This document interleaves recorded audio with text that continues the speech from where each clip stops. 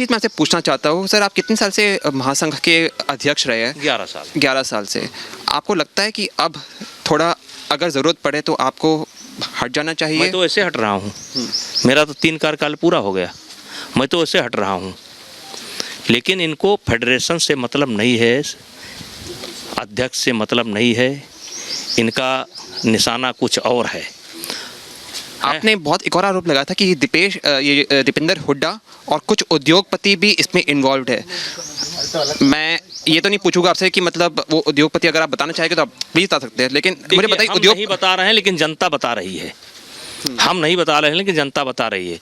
ये 50-50 लाख रुपए के वकील, कपिल सिब्बल साहब की फीस 50 लाख रुपए है। 3 हेयरिंग पर खड़े हो चुके हैं, 9 वकील उनके साथ खड़े होते हैं। तो इसमें उद्योगपति शामिल है। मैं अपने बात पर कायम हूँ। और अब यहाँ आइए कि इनको भरोसा करना चाहिए कि नहीं करना चाहिए, दिल्ली पुलिस की जांच का भरोसा करना चाहिए कि नहीं करना चाहिए। मैं तो मानता हूँ कि उनको दिल्ली पुलिस की भी जांच का भरोसा करना चाहिए और जो कमेटी जो बनाई हुई है उसका भी जांच का भरोसा करना चाहिए। तो कमेटी में इनके दबाव पर एक नुमाइंदा शामिल हुआ था। और जिनको इन्होंने शामिल कराया था कमेटी में दबाव बना करके कि हमारा एक व्यक्ति होना चाहिए, वो नियमतः नहीं हो सकता था, क्योंकि धरना का परमिशन उसी व्यक्ति ने लिया था, उसी ने लिया था। फिर भी कमेटी में उसका नाम पड़ा, मैंने कोई विरोध नहीं किया। और फिर उस कमेटी के जांच का इंतजार करना चाहिए था कि नहीं करना चाहिए था। जांच का इंतजार किए बिना धरने पर चले गए।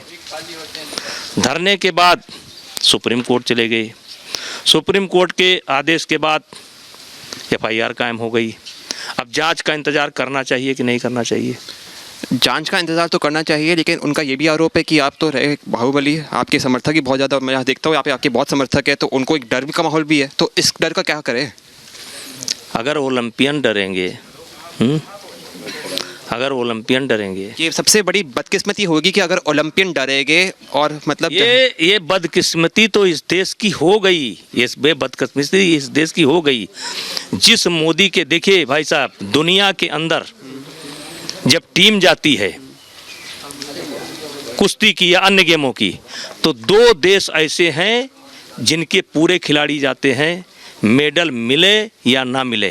कौन? एक भारत, एक USA। बाकी देशों के कहीं 6 खिलाड़ी आते हैं, कहीं 8 खिलाड़ी आते हैं, कहीं 10 खिलाड़ी आते हैं। और ये सब संभव हुआ है मोदी जी के कार्यकाल में। ये सब संभव हुआ। सर 2008 में तो सर मोदी जी नहीं थे। इस समय की मैं बात कर रहा हूँ। ये नहीं, मोदी जी के, हम देखिए, आप कई ऐसे तथ्य आपको निकल करके आएंगे कि ग्रीको रोमन की टीम नहीं भेजी जाती थी, पूरी टीम नहीं भेजी जाती थी। यही साई के अधिकारी कहते थे कि नहीं, इस बेट की टीम मत भेजो, इसको मत भेजो, हमारा मेडल आएगा इसमें भेजो। ये आप जा करके चेक कर लीजिएगा। लेकिन मोदी जी के आने के बाद इफ बट सब समाप्त हो गया। एक चीज़ हुआ कि जो भी टीम क्वालिफाई करती है, जितने बच्चे होते, पूरी की पूरी टीम जाती है। सुनिए इसको बात को, पूरी दुनिया के 2 ही देश हैं जिनकी पूरी की पूरी टीम जाती है, एक भारत, एक USA। बाकी सब चुने खिलाड़ी भेजते हैं कि हमारा मेडल किस में आएगा, किस में नहीं आएगा। सब कुछ ठीक है सर, तो इनको समर्थन कैसे मिल रहा है? जंतर मंतर जाके देखिए, वहाँ पे उनको समर्थन बहुत मिल रहा है। उसकी क्या बात है सर? उसका भी तो कुछ कारण होना चाहिए, कुछ ना कुछ तो लोगों को रोष होगा। जो पहलवान पहले बैठे थे, दीपक पुनिया हैं समर्थन में इनके, अभी तक तो दिखे नहीं। रवि दहिया है इनके समर्थक में, सरिता है इनके समर्थन में, वो सोनम मलिक है इनके समर्थन में, अंशु है इनके समर्थन में। आप इस तरीके से देखिए कि जो रेसलर अभिनव बिंद्रा के समर्थन में है, कपिल देव इनकी समर्थन, कपिल देव इनके समर्थन। देखिए मैंने कहा कि आप टू द पॉइंट चलिए, टू द पॉइंट चलिए। अब बिंद्रा करात की बात करेंगे या मैंने अभिनव बिंद्रा की बात की है, मैंने बिंद्रा करात की बात नहीं, अभिनव बिंद्रा की बात की है। तो मेरी काम की बात तो मानना चाहिए। अभिनव बिंद्रा, हो सकता है अभिनव बिंद्रा को सच्चाई ना मालूम हो, जो मैं बयान दे रहा हूँ कुछ ना कुछ तो आपको भी दिखाई पड़ रहा हो। हाँ, तो ठीक है। तो कहने का तात्पर्य है कि इनको इंतजार करना चाहिए कि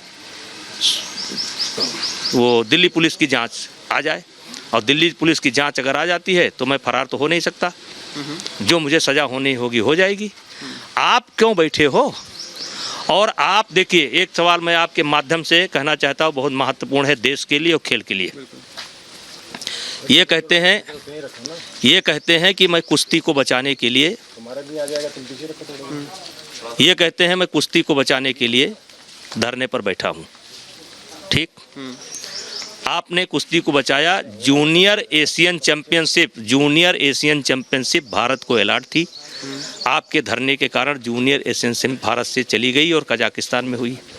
आपके कारण चलता हुआ एक नेशनल टूर्नामेंट रोक दिया गया। आपके कारण लड़कियों का कैंप जो लखनऊ में चल रहा था, उन बच्चों को वापस जाना चल पड़ा। पहले मेरी पूरी बात सुन लीजिए, इनको वापस जाना पड़ा। इसके बाद एक ओवरसाइट कमेटी बनी। ओवरसाइट कमेटी ने जब अपनी जांच पूरी कर ली, और ओवरसाइट कमेटी जब बनी थी तो मैंने दिया था कि 3 सप्ताह के अंदर जांच पूरी की जाए, मैंने दिया था। और तब तक मैं कुश्ती को अपने आप से अलग करता हूं। कुश्ती को मैंने अपने आप को अलग कर लिया।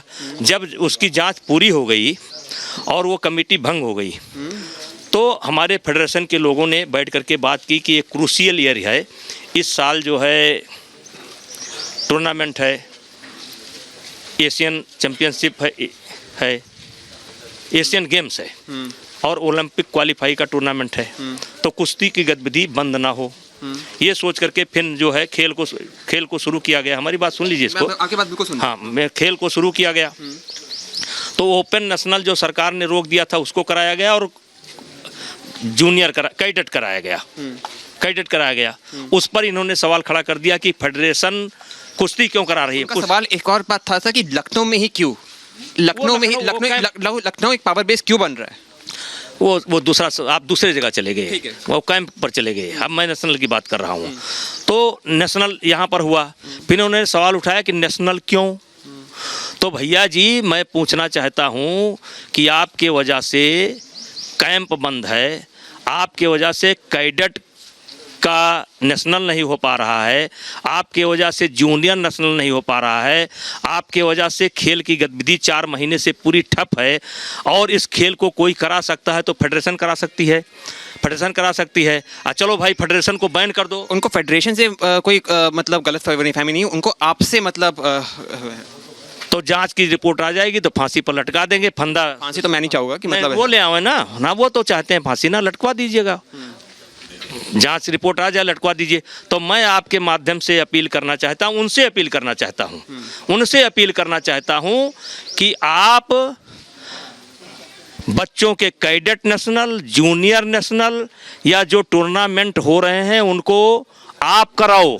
आपको लगता है कि वो सारे कैडेट आपके साथ हैं? आप कराओ, और नहीं तो सरकार कराए, और नहीं तो फेडरेशन कराए। खेल की गतिविधि 4 महीने से आपने बंद करके रखा है, खेल नहीं हो रहा है। मैं आपसे हाथ जोड़ता हूं, मुझे फांसी दे दीजिए, लेकिन गेम को मत रोकिए, बच्चों के भविष्य के साथ खिलवाड़ मत करिए।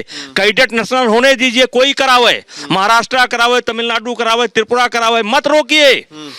क्योंकि आज जो बच्चा 14 साल 9 महीने का है, यही बच्चा 3 साल बाद जो है 15 साल के ऊपर हो जाएगा। एक खेल, एक टूर्नामेंट, एक अवसर इसके हाथ से निकल जाएगा। इस बात को गंभीरता से समझें ये लोग। मैं इनसे कहना चाहता हूं, मुझे फांसी हो जाने दो, मुझे फांसी दे दो, लेकिन बच्चों के खेल के साथ, भविष्य के साथ खिलवाड़ मत करो। नेशनल होने दो, कैंप चलने दो।